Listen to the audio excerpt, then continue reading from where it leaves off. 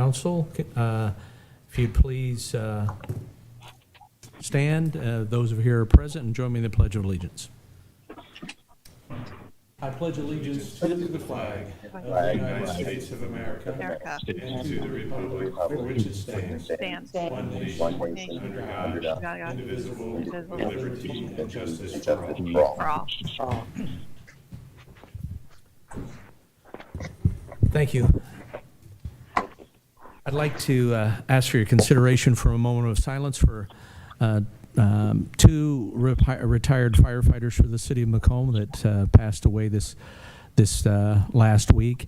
So if you would join me in a moment of silence for retired Deputy Fire Chief John Eby, who served the citizens of Macomb for 25 years, and firefighter Don Garlick, who served the citizens of Macomb for nearly 30 years.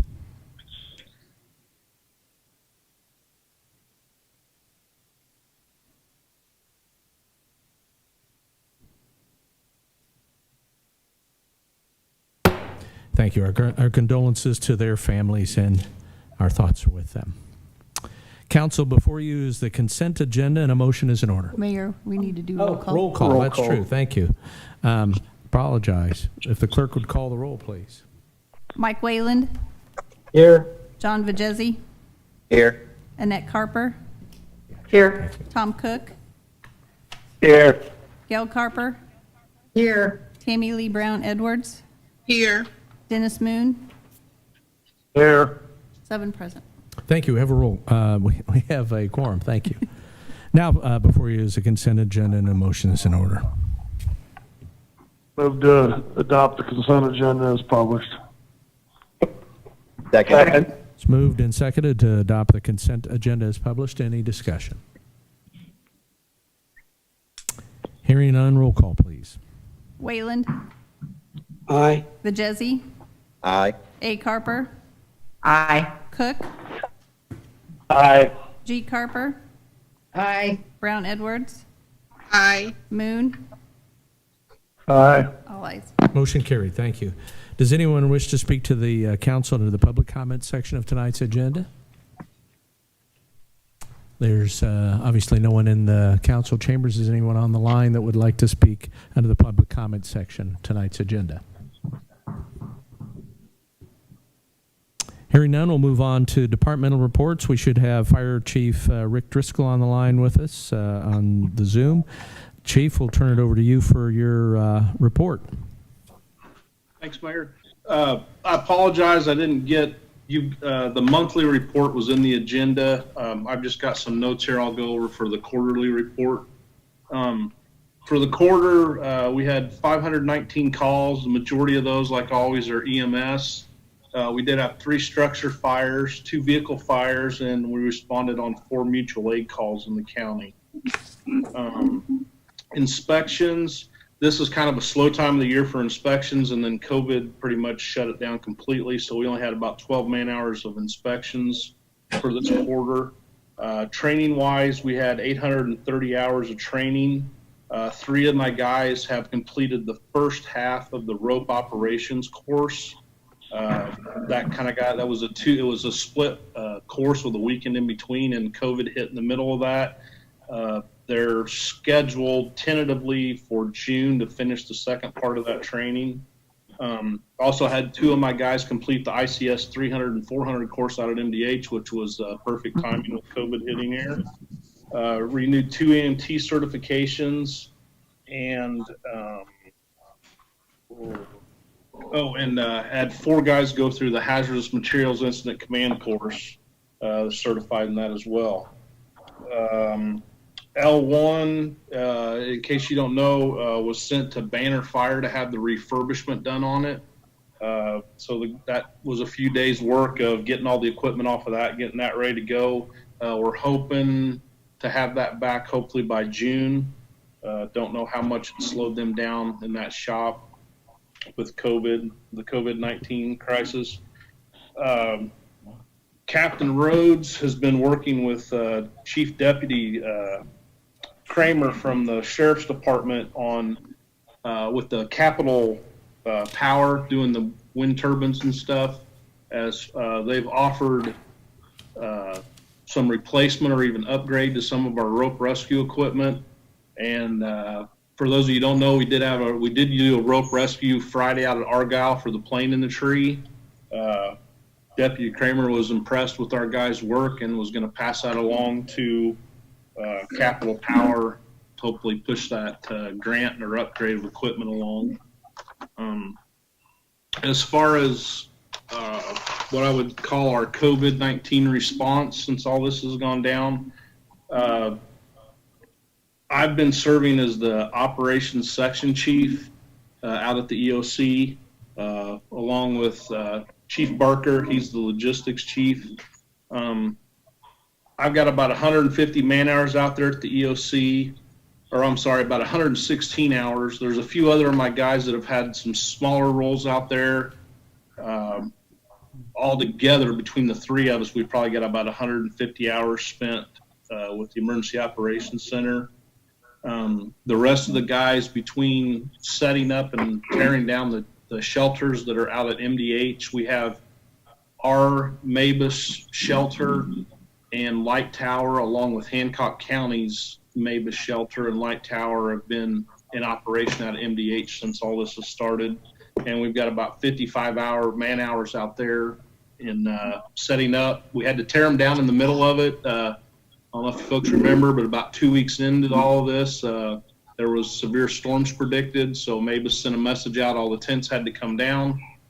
So we had to tear them down. We put them up twice, so we got good practice at it. So far with the COVID responses, 6 of my personnel have had 7 exposures to COVID positive patients. We're tracking that through the workman's comp, but nobody's had any symptoms. They've all wore the PPE. We've been following the guidelines from CDC, IDPH, and so far we're all doing fine at our place. Hope I didn't go through that too quick. Does anybody have any questions? Any questions for the chief? Yeah, this is Gail Carper. You said none of your folks are showing any symptoms? Correct. Are they quarantining? No, CDC guidelines, we knew going into these calls that they were COVID positive patients. To me, this is no different than a hazmat scene that we would respond to. We know it's a contaminated area. The guys wear the proper PPE, and when they come out, they basically decon themselves following that protocol. And CDC guidelines, IDPH guidelines do not mandate a quarantine. It's just a keeping track of yourself. If you have symptoms, go get tested. They can go get tested at any time. That's been opened up to first responders. We had one guy test in the beginning. I guess I should backtrack. The very first exposure that we had was one of our guys. They went on a call. The person had symptoms. Person was tested, and then a few days later, we got the phone call that was a positive test. Again, on that call, they were wearing all the appropriate PPE, did proper decon. All of the other exposures, we have known going into that call that person was positive. So it didn't really change our response either way. The proper PPE was worn and the decon procedures were followed. So there was nothing mandated by state, CDC, anything like that said that we had to quarantine those people. Okay, so you said one of your firefighters tested positive. Did I misunderstand that? No, the very first exposure that we had that one of our firefighters went on, that call was not a positive COVID response. They went on the call, the person had symptoms, they were tested, and then it came back positive. All the other ones that we have been on, we have known on the dispatch that we're going to a residence or facility that the person already is tested positive. Okay, great, thanks. Maybe for just a point of clarification, Chief, and correct me if I'm wrong, if it might, try not to muddy the water here, but, again, maybe in the strictest of parlance with health department rules, maybe classifying these as encounters with COVID versus exposures would mean that our officers, our firefighters, took all the necessary precautions, even though they were interacting with someone that was a COVID patient. Correct. Okay. One other thing I'd like to clarify, or at least kudos, when you're talking about these MABUS tents, these are the Mutual Aid Box Alarm System. That's what MABUS stands for, tents. These are shared with counties throughout the state. So if you would have had an occasion to enter the hospital for whatever purpose, you would have went through one or the other of one of these tents since they've been up. They're being used to screen people as they come into the hospital, and they've set those up so that folks who have respiratory symptoms or any indication of a temperature that might otherwise lend them to be potential COVID patients, they go through one tent, and then if you don't meet that criteria, you go through another. So grateful that our guys have been able to support MDH in that screening process by having those tents and lighting on premises to facilitate that. Any other questions for Chief Driscoll? All right, hearing none, I believe Chief Kurt Barker from Macomb Police Department, you're on with us as well. Chief, could we ask for your report? Yes. Everyone should have received a copy of the report in your packet. Should look like this. I would have put it up on the shared screen. I could do that next time if you'd like, but everybody should have a copy in their packet. Really no change on the first page. That's our mission values and organizational values. Turning to the second page, personnel highlights and staffing. Our new hire during this quarter is Drew Kane. He's from the Monmouth, Roseville area. He started on February 3rd, and he's attending the academy down in Belleville. During this quarter, we had a couple of events before EOC opened up there on the 24th, but the mayor and I attended a chili cook-off at Grand Prairie. It was really nice and a good event. If you look there to the top left, that's our staffing level. Authorized 24 sworn plus 2 civilian. That's where you get the 26. I do have 3 individuals that are gone on military leave. You've authorized me to replace one. I got one coming back in first week of June, and then another one coming back in October, which will then put us at full staffing. I also put a picture of the EOC there. Rick was talking about that. I'm serving as the planning section chief, and then Lieutenant Lindsay May serving as the logistics section chief. And a lot of our meetings now, you see this format here. In the beginning, we were all getting together. The university, I got to, say something out there for the university. They did an outstanding job setting up this EOC so that we could maintain our distance and have a big enough area to work. They came in, set everything up so that we could all function very well together. And in the end, we're hoping that this is going to be the standard, and Western is going to establish a full-time emergency operations center for the county. Right now, the ESDA director, as you know, he stays there at the university, has an office there, GIS is there. It would be really nice if we could get an EOC set up out there where we could just call in, and then the university could use that for their emergency management courses. It'd be a really good tie-in for the law enforcement department out there. The next page is our quarterly activity. You can see our numbers there. Calls for service has a slight increase compared to the fourth quarter from last year. That's strictly because of us doing so many business checks and house checks and those kind of things now. Arrests are down 48% because we're trying not to have contact with individuals. And then if individuals are staying at home and following the stay-at-home order, we're not having as much activity to get to the point where we're making arrests. And you can kind of see how the numbers compare. This quarter is definitely down significantly, especially when it comes to traffic arrests and traffic stops and those kind of things. Notable cases during this quarter, we had a solicitation to meet a child. We intercepted that when we got a call, and we did a very good job on a sting there, intercepted that individual. He was arrested. However, with the media coverage, it kind of spurred some other individuals to play the game Catch a Predator, if you've ever seen that. And they lured an individual here to Macomb. Their intent was then to batter that individual. He ended up pulling out a cutting blade and cut one of the individuals. That's how we got contacted. We ended up getting him arrested and arrested everybody involved in that incident. We also had a couple drug-related robberies.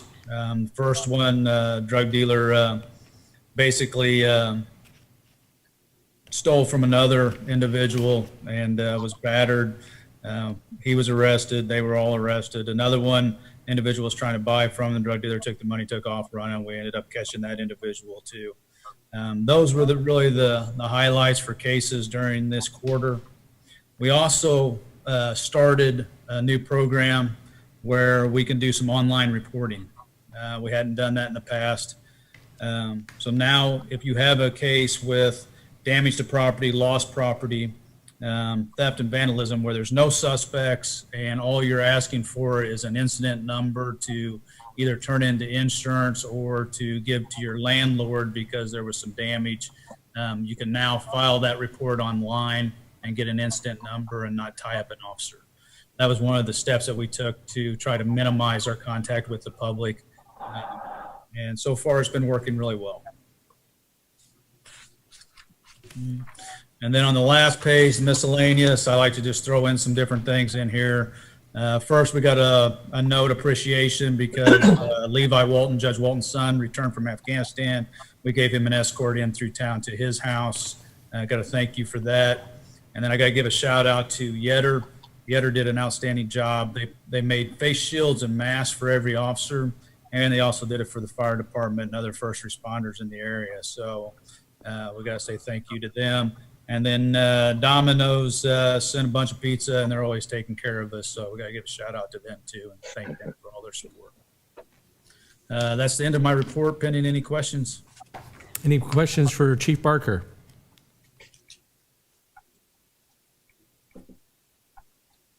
Okay, Chief, thank you very much. Thanks to both chiefs for those updates. Excuse me. We would normally have a report from the Public Works Director. She's otherwise encumbered this evening, taking care of some personal business, so we'll look forward to her report next time. Under unfinished business, item number 1, consideration to approve a residential initiative and stabilization effort, also known as the RISE program, an application for Western Illinois University's Sigma Chi House Corporation. Again, no affiliation with the university, it's just the name of the chapter. To demolish 611 West Adams Street with the City of Macomb's reimbursement to be $5,000 per the demolition guidelines. John, can you come up and give us, again, a review of this? We did discuss it last week at the Committee of the Whole. Any changes? And I think Mr. Rydell may be on the line with us. I'm not sure. No? We communicated by email before, but I'm not sure if he's able to make it this evening. Thank you, Mayor. Just to remind everyone, this is 611 West Adams Street. This is through the RISE program, which would be 50% reimbursement up to $5,000. The proposed demolition would be $11,500, and therefore the reimbursement would be $5,000. Staff is requesting that the applicant be approved tonight, so that it can go ahead and the demolition can go ahead in June. The applicant is Sigma Chi, and happy to answer any questions that anyone may have. Okay, we'd entertain a motion to move forward with the reimbursement as presented. I move to give the reimbursement to Sigma Chi for the demolition. Second. Been moved and seconded to approve. Any discussion or any questions for John about the program or this particular entity? All righty, hearing none, roll call, please. Bajesi, Aye. A. Carper, Aye. Cook, Aye. G. Carper, Aye. Brown Edwards, Aye. Moon, Aye. Wayland, Aye. all ayes. Motion carried. Thank you. Thank you, John. Item number 2, consideration to adopt a revised resolution for maintenance under the Illinois Highway Code in the amount of $1,329,584 for for the purpose of maintaining streets and highways for fiscal year 2020-2021. This is a motor fuel tax resolution. There's a memorandum in your packet from the Public Works Director, and I think Mr. Coker's in a position he could review that for us. Scott? Sure. Thank you, Mr. Mayor. So this is just a small revision to the MFT resolution that's already been passed. There was a small error in what was noted for engineering expenses, some changing of numbers, but the overall resolution didn't change the total. So this is the first year that we're going to be using MFT dollars to do project type work, potentially overlay type work. So that's why we have some engineering in this for the first time. So just a minor change. Thank you. We'd entertain a motion to approve the resolution. Well, excuse me, I'm sorry, to have the city attorney read the resolution into the record. I apologize. Thank you, Mr. Mayor. This is a resolution for maintenance under the Illinois Highway Code. As was mentioned, this is an amended resolution. Originally was adopted, I believe, March 16th of this year. Dollar amount does not change from the original resolution, but there are some changes in the engineering. Thank you. I appreciate that. I would entertain a motion to adopt the resolution. Move to adopt revised resolution for the maintenance of the Illinois Highway Code in the amount of $1,329,584. Second. Been moved and seconded to adopt the resolution. Any discussion? Hearing none, roll call, please. A. Carper, Aye. Cook, Aye. G. Carper, Aye. Brown Edwards, Aye. Moon, Aye. Wayland, Aye. Bajesi, Aye. all ayes. Motion carried. Thank you. There is no other unfinished business. Under new business, item number 1, consideration to award the maintenance of the Spring Lake wells to Peerless Service in the amount of $126,640. There's a memorandum in your packet from the water plant manager, Mr. Cox, and I believe he's on the line with us. Kent, could you go over your memorandum for us, please? Yes, sir. Thank you. We're looking to rehabilitate or do the maintenance on the Spring Lake wells. Received 3 proposals. Peerless Service, who's pretty much always been successful with doing our pump work, ended up coming in low. These wells are utilized each year during dry months to maintain the water level in the lake. We operate them from as little as 2 months of the year to up to 6 months of the year, either one or both. The last service done on these was in 2012, prior to the subsequent drought in 2013. Bids have received, Peerless Service, $126,640. Brock Key Well and Pump, $139,346. Lane, $140,109. And this was a budgeted capital request in the fiscal year 2021 budget at $135,000. I may also note that this is hopefully prepared to be a worst case proposals or pricing. This is planning to replace pump, motor, column pipe, electrical wiring, basically everything that's inside the well. Hopefully we'll be able to recondition pipe and not have to go to that extreme, but I would always try and prepare for the worst and hope for the best. Okay, very good. Thank you, Kent. Any questions for Kent? Well, there is a recommendation from the Public Works Committee to proceed with this. We'd entertain a motion to award the maintenance for the Spring Lake wells to Peerless Service in the amount of $126,640. I would move to award the maintenance for Spring Lake wells to Peerless Service in the amount of $126,640. Second. Moved and second to award the contract. Any discussion? Hearing none, roll call, please. Cook, Aye. G. Carper, Aye. Brown Edwards, Aye. Moon, Aye. Wayland, Aye. Vajezzi, Aye. A. Carper, Aye. all ayes. Motion carried. Thank you.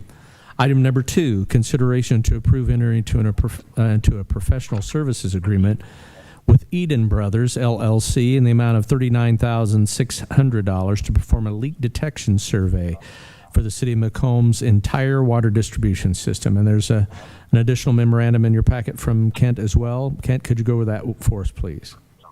Yes, thank you, sir. Again, we're seeking to enter into a professional service agreement with Eden Brothers. They are located down in the Springfield area. Unfortunately, there are only 2 contractors who perform this type of service, anywhere from Chicago to St. Louis or in our general region. And the survey that we're going to undertake will attempt to find additional leaks in the distribution system that have gone undetected, which add to our unaccounted for water.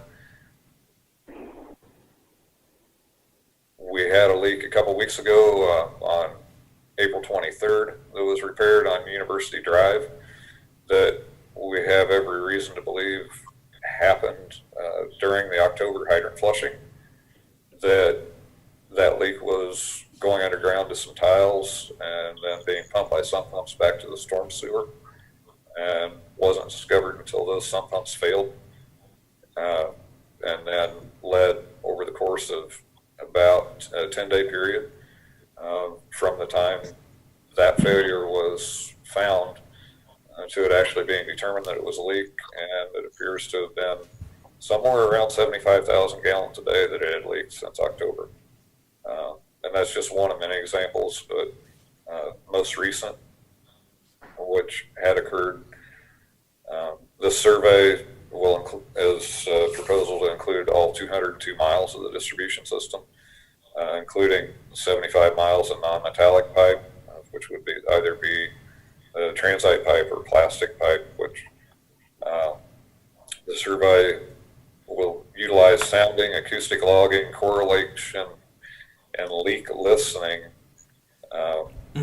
It includes pinpointing all leaks and revisits after repairs are completed to check for secondary leakage in those areas.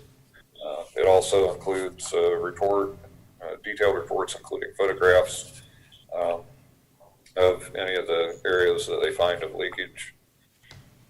The survey is budgeted expense under my professional services line item for a 2021 budget at $39,600. What line item was that? That's under the professional services line item. It was budgeted for $100,000 for this year. This accounted for $39,600 of that line item. Thank you. Any questions for Kent? Yeah, this is Gail Carper. I'm just really curious. How do they physically do this? It's done using a series of listening or acoustic devices. They start out listening to hydrants with these devices, and which actually pick up the vibration that water leaking and coming out of the pipe transmits down the pipe.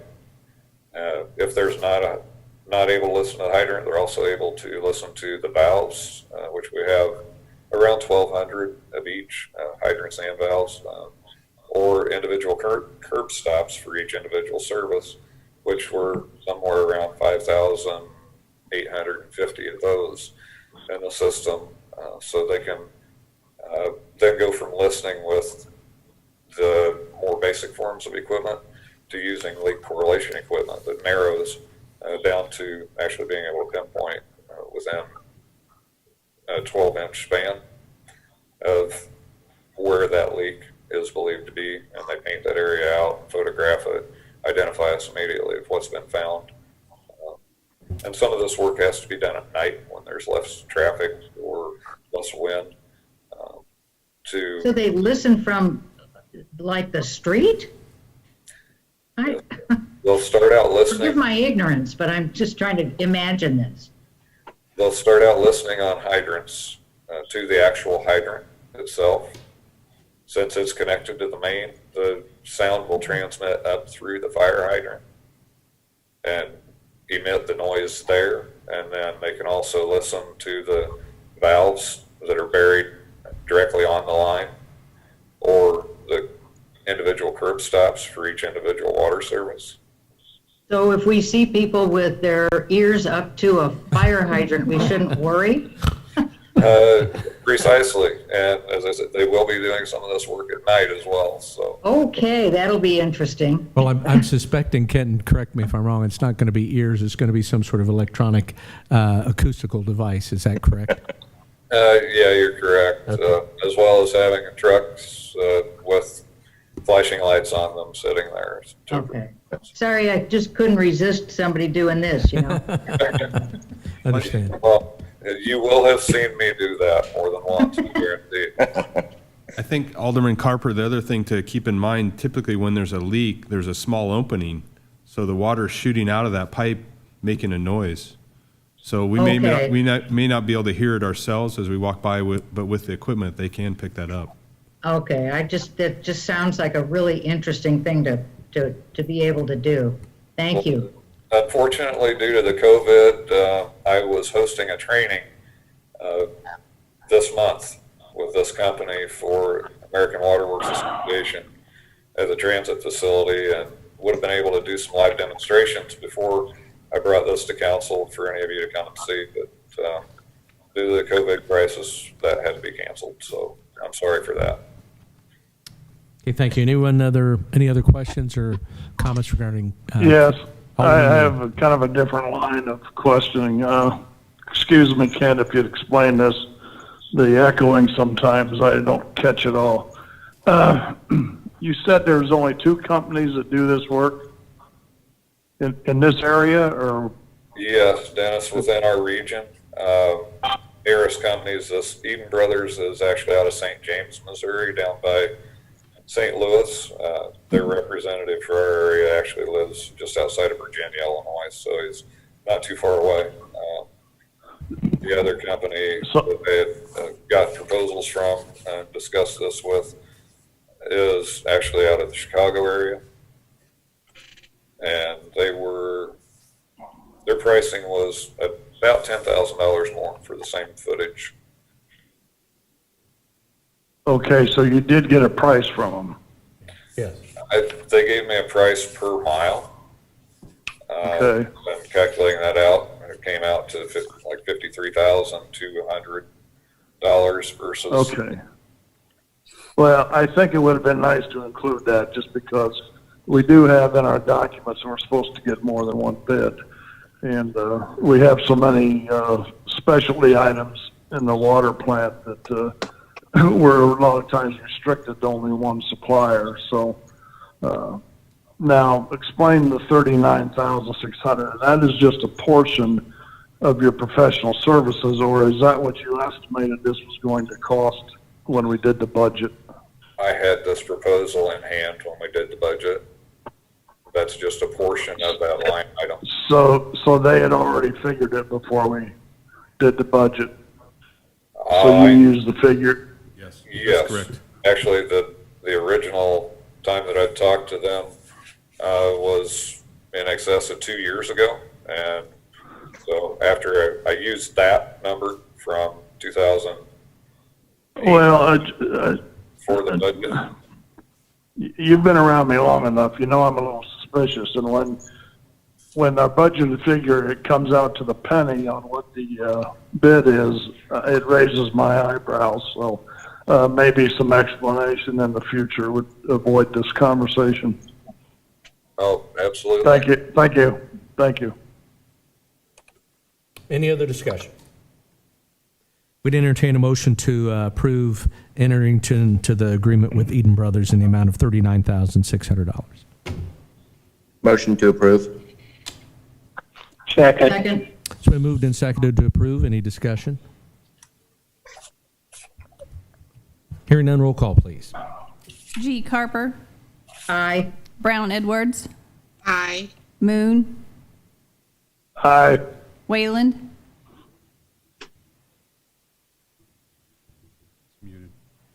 He's muted. Aye. Vajezzi, Aye. A. Carper, Aye. Cook. Aye. All ayes. Motion carried. Thank you. Item number 3, consideration to reject the original bid from Lavender Construction in the amount of $744,973 for the Northwest Water Main Phase 2 project and to completely rebid the project. There's a memorandum in your packet from the Public Works Director. And Scott, could you go with that for us, please? Sure. Just to summarize a little bit where we've been, so we originally bid the Northwest Water Main Phase 2 project in, I think, about February of this year, and it came in way over the engineer's estimate. We have $500,000 in grant dollars, CDBG grant dollars, to help pay for this, but the low bid came in around $744,000. So we've been waiting for a decision from DCO all this time. That's the funding agency from the state, about what we needed to do, and they've come back to us and said that we have to rebid this with such a major change in scope to be able to proceed forward. So we discussed this at the Public Works. No, we did not. We thought about we were going to discuss at the Public Works meeting last week, but we didn't get to it. So what we're proposing from the Public Works Department is that that we reject the bid as DCO is requiring, and that we put it out for bids again and with the reduced scope. So the expectation is that with that reduced scope, we'll come back around the $500,000. All righty. Any questions for Scott? We'd entertain a motion to reject the original bid and proceed to a complete rebid for the project. Move to reject the original bid and rebid the project. Second. Second. Been moved and seconded. Any discussion? Do we need 2 motions or just one takes care of it? Just one. Just one. Just one. Two different actions. Okay, just ask. Okay. Any other discussion? Hearing none, roll call, please. Brown Edwards, Aye. Moon, Aye. Wayland, Aye. Vajezzi, Aye. A. Carper, Aye. Cook, Aye. G. Carper. Aye. All ayes. Motion carried. Thank you. Item number 4, consideration to approve the engineering proposal with IMEG Corporation for a preliminary plan and project development report for the Burlington Road Bridge in the amount of $58,700. There's a memorandum from the Public Works Director and a copy of the proposal for your review in your packet.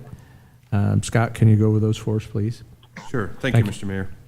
So this is a proposal to start the design services, topographic survey, et cetera, to prepare an application to replace the Burlington Bridge, which serves River Run Apartments over the Lemoyne River. So the evaluations of the bridge continue to decline over time, so this is something that we need to get replaced in the future. We have budgeted for this in our infrastructure sales tax budget. For $60,000 is what we budgeted. And this will allow us to apply for the special bridge fund with 80% coming from the state, typically 80% from the state, 10% from the county bridge fund, and then 10% would have to come from the city funds at a later time. And this is typically a pretty long process to get this through the special bridge program, so we need to get this moving if possible. Okay, thank you. Any questions for Scott? Yeah, Gail Carper, I just have a question on the memo. It says the proposed fixed fee is $58,700, and I didn't quite understand. Is that 20% of the total or 80% or what? Because you mentioned 80% in the memo. So or Alice did. Yeah, so the $58,000 is to do all of that's the total cost for everything that's included in those line items. That gets us ready to apply for the Illinois Special Bridge Program. And then once we move forward and get approval through that, 80% of the dollars for construction and construction administration would come through that Special Bridge Program. And then at Oh, that time. I see. I misunderstood. Thanks, Scott. Yep, no problem. Just to put that in perspective, I think, correct me if I'm wrong, we're talking hundreds of thousands of dollars for that bridge. Yes, this will be similar in scope to the Wigwam Hollow Bridge, which I think was north of $1 million. And that, too, was funded by this Yes, same program. And which, from what, I wasn't at the city at the time, but I think it took several years to get through that program. Yeah. So, I think, Yes, it did. yeah, I was going to say Alderman Moon would have recollection of that, and maybe Alderman Whalen, since he lived out in that neighborhood. So, all righty, we'd entertain a motion to approve that engineering proposal with IMEG. Make a motion to Move to approve it. IMEG for $58,700. We have Alderman Vajezi moving, and and Alderman Moon, would you second that then, from what I heard? Second. Okay, thank you. It's moved and seconded to approve. Any discussion? This, too, was a recommendation from last week's Public Works Committee meeting. Hearing no further discussion, roll call, please. Moon, Aye. Wayland, Aye. Bajezi, Aye. A. Carper, Aye. Cook, Aye. G. Carper, Aye. Brown Edwards, Aye. all ayes. Motion carried. Thank you. Item number 5, consideration to award the fuel bid for McDonough County Public Transportation to Neiman's Food Incorporated as follows. And I'm going to ask two folks that are on the line with us to go through these numbers because you probably see them on your agenda there.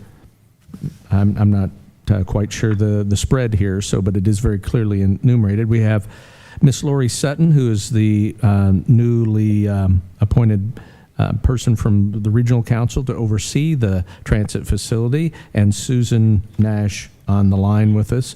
Thank you both for joining us. I don't know if Susan or Lori wants to take the lead on going over this. That would be great. Well, Lori's first day was today, so Okay, all right. Thank you, Susan. familiar Don't put me on the with spot. quite yet.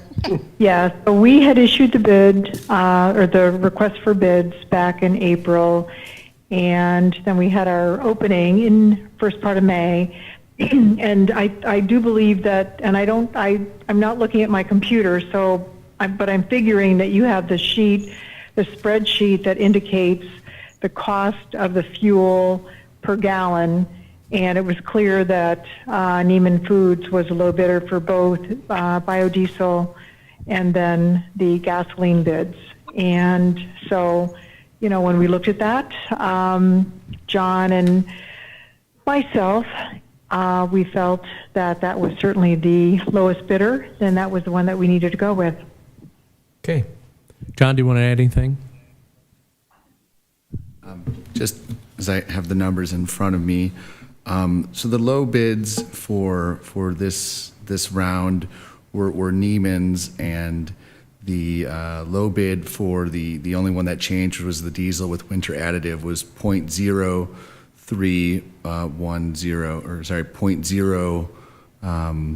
$0.0199, and the closest bid to that was .025 from Holcomb. So that was the big change, but the bids were lower than last time. Neiman's came in about the same for gasoline and biodiesel, and the winter additive diesel came in significantly lower. So it should be either the same or significantly less expensive next year. Should be less expensive. Last year, the bids, Holcomb got the winter additive bid, and last year, Neiman got the other regular diesel fuel as well as the gasoline.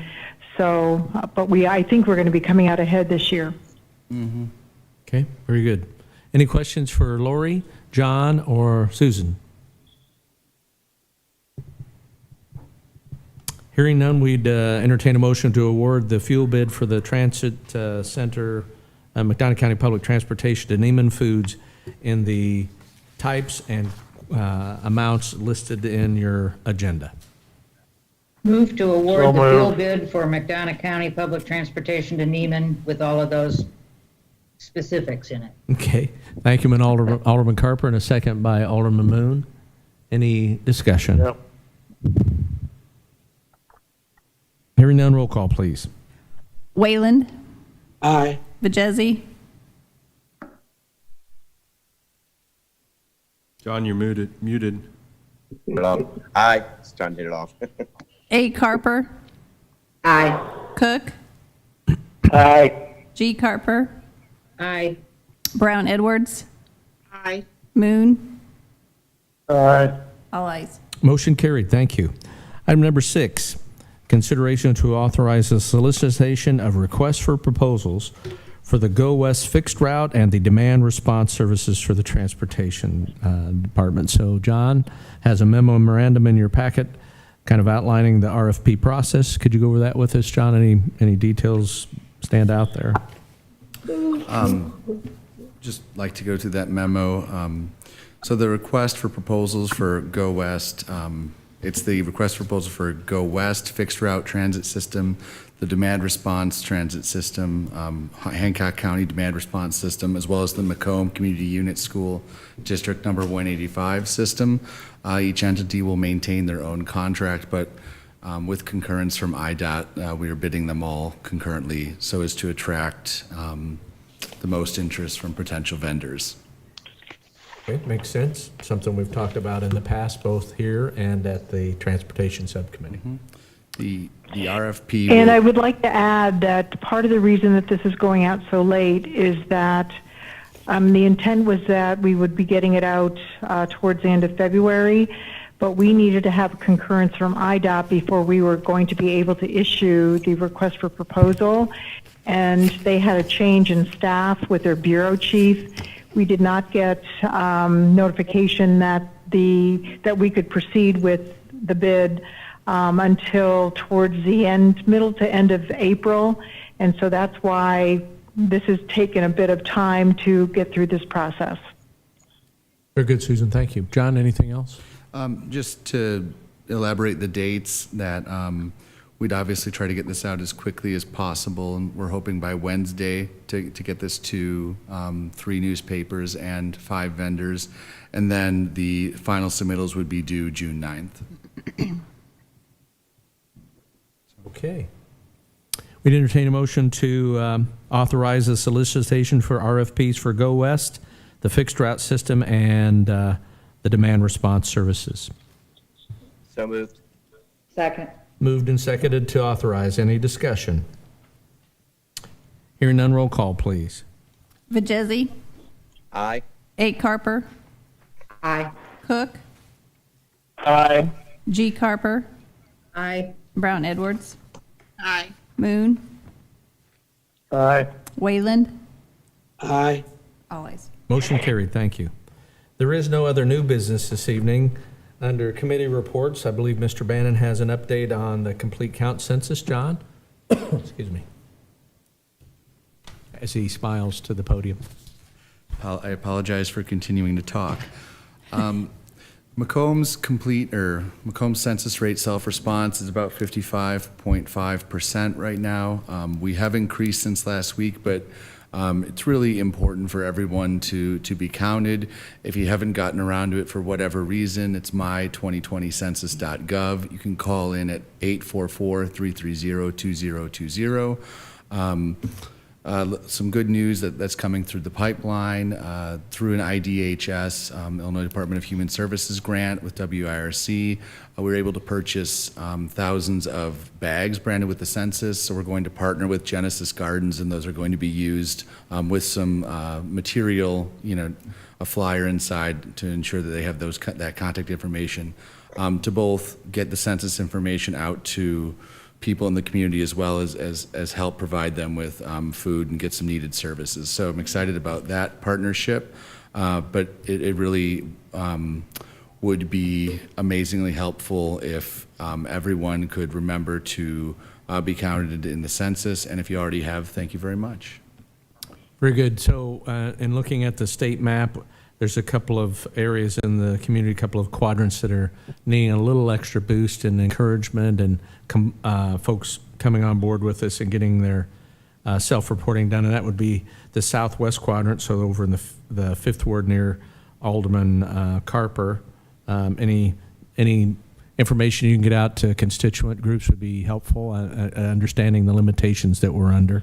And then the northeast quadrant as well, so that would be Alderman Carper as well on the other end of the area. And we've discussed some strategies here within City Hall to help get the word out more prominently in those two areas, but they are on the census metric map showing some under participation. So any encouragement we can get along those lines would appreciate.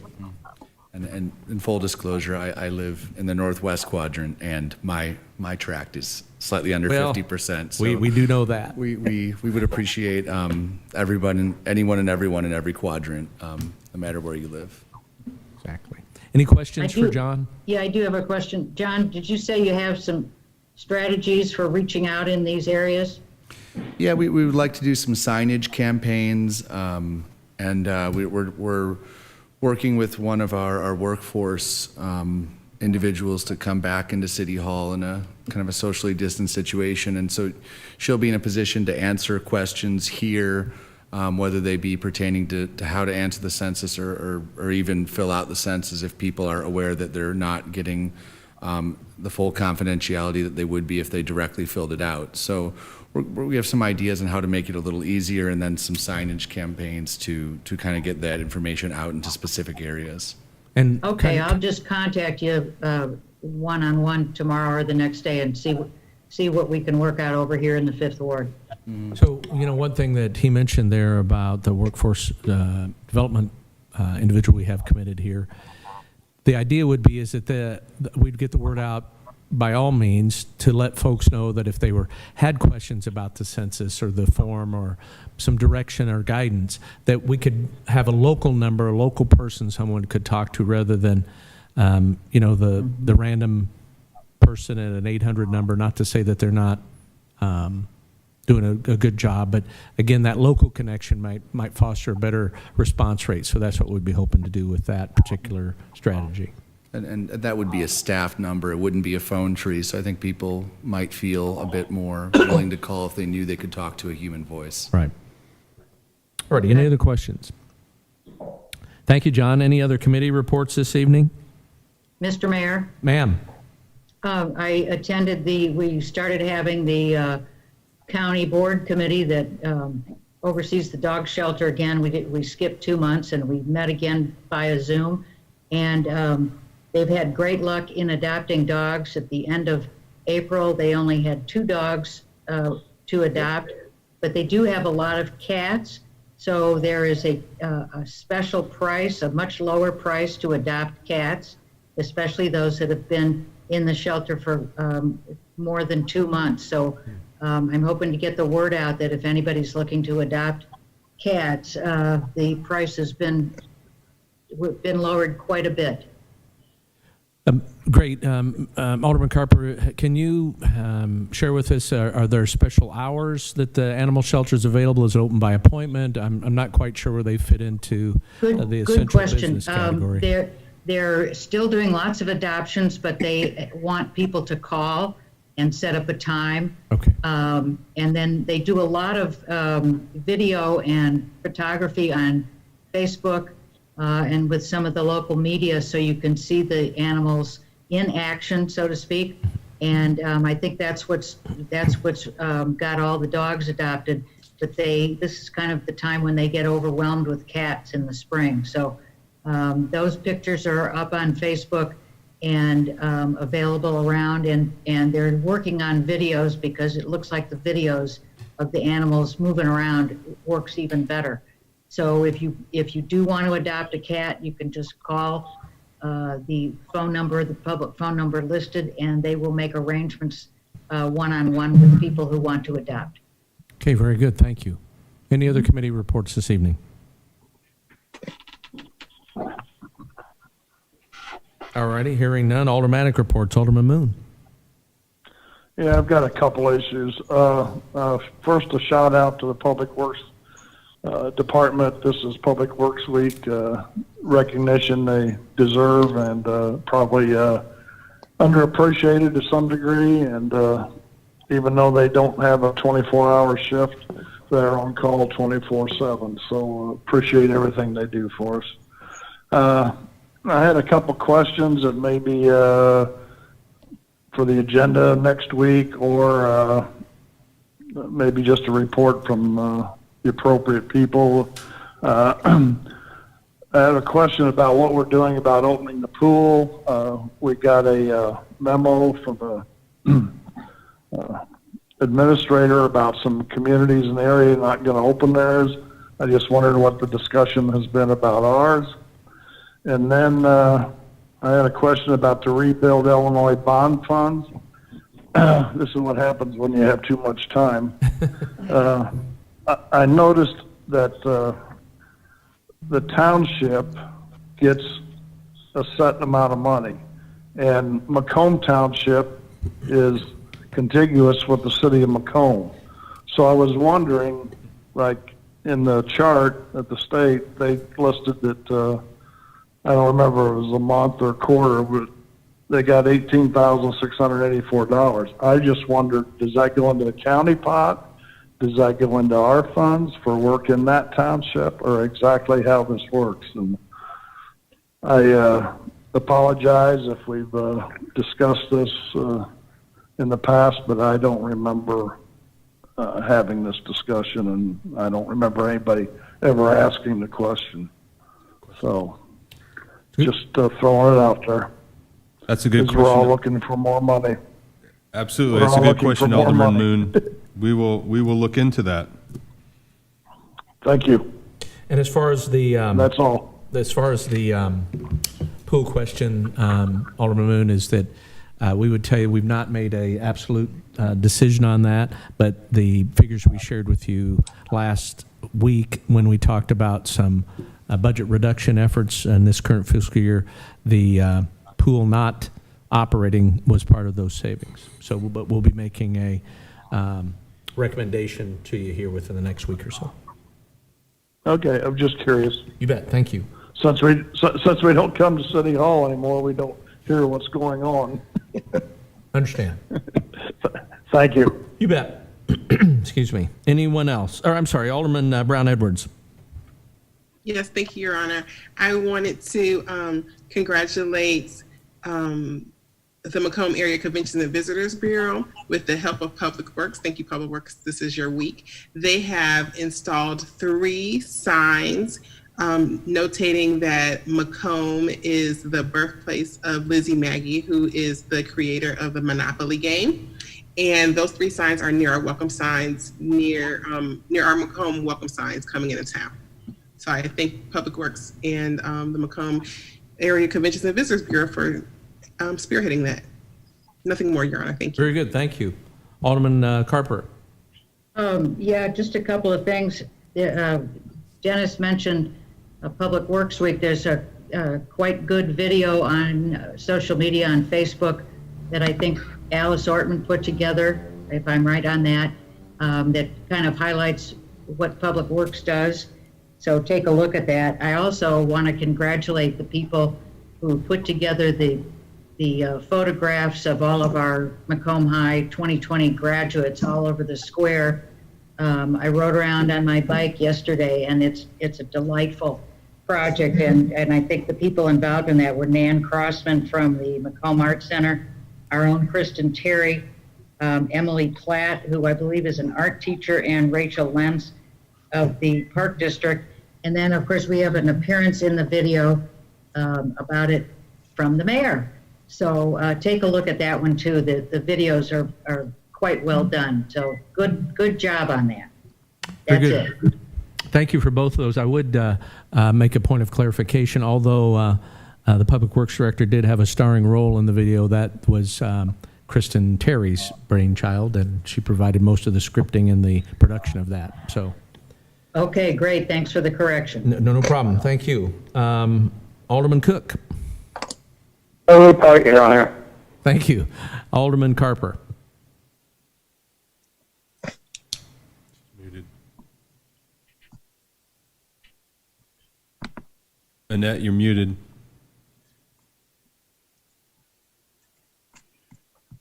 Okay, well, we'll come back around, maybe. Oh, I'm here.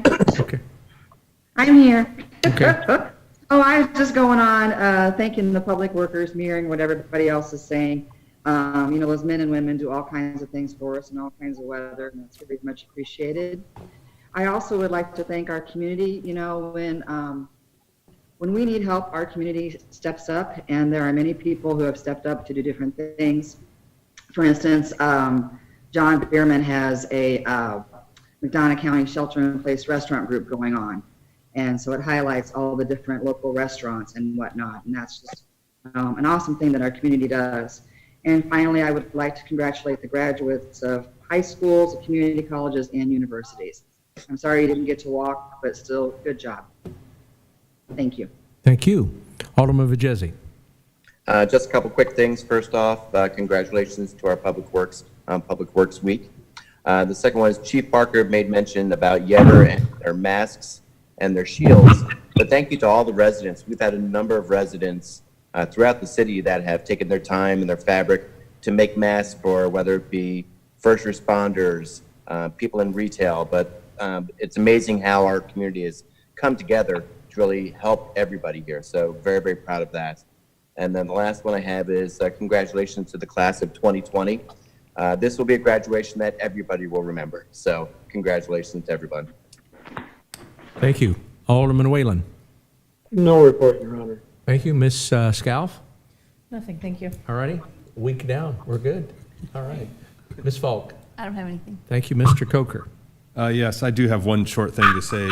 As a couple of the aldermen did mention, we're celebrating the Macomb High graduates. I sat in the drive-in graduation yesterday at 4 p.m. and it was a very interesting time, but I want to thank everyone in the community that helped make that happen. So my daughter, they really appreciate the graduates do that something could be done for them. So it was great. Thank you. Very good. Thank you. A couple of things I'd like to share with the council this evening. Actually, there's three, so I'll be transparent here. COVID update. We received information from the health department late this afternoon regarding the current status of cases, number of cases, et cetera. So there, excuse me, we had a total of 3 cases, confirmed cases reported Saturday, an additional 3 on Sunday. No cases reported today, but unfortunately an additional death was reported. So case count total is 64 with 3 deaths, and then 24 folks fit into the recovered category. We're still encouraged by the positivity rating being below 8%, as over 800 total tests have been administered in the county to date. So again, those are reports from the health department. Also, we would call to mind that in your packet today was updated revenue tracking and other budgetary information for your perusal, and many of that is end of the year's numbers. So for example, we ended the fiscal year with collecting about 10% more in additional funds for the general revenue account. So that's roughly around another $900,000 than what we had originally budgeted for back in May 1st of 2019. And there was about a 3.75% reduction in total expenses to go with that. And that equates to about just shy of, or just a little over $350,000 in funds that were otherwise not expended, or savings that were actually realized as to what was forecasted at the beginning of the budget year. That all is still a bit of good news and information that will not deter us from undertaking those cost-saving measures that we outlined for you a week or so ago, and because we think that's the prudent thing to do right now. So again, that information is in your packets, and as we get additional year-end information for the last fiscal year that ended April 30th, we'll make sure and share those numbers with you. And then I would double down on several comments made and the congratulations extended to our Macomb High School graduating class of 2020. Being proximate to the high school, we did have an opportunity to go by and observe the graduation ceremony yesterday, and I applaud Dr. Toomey and the superintendent and the administration at the high school, Mr. Sullivan, and all those folks. that made that happen in spite of the predicament that we're in. And I could sure understand how those students would feel both grateful, but still a little bit underwhelmed. But again, I say that not in any type of discouragement. I say that, and like many of you noted, the community and the school district in particular stepped up to do the very best to wish those students and have a memorable event for them, and we congratulate them and applaud them. I don't believe there's anything else to come before you this evening, so we would entertain a motion to adjourn. Motion to adjourn? So moved. It's been moved and seconded to adjourn. Any discussion? Hearing none, all in favor say aye. Aye. Opposed, same sign. Motion carried, meeting adjourned. Thank you.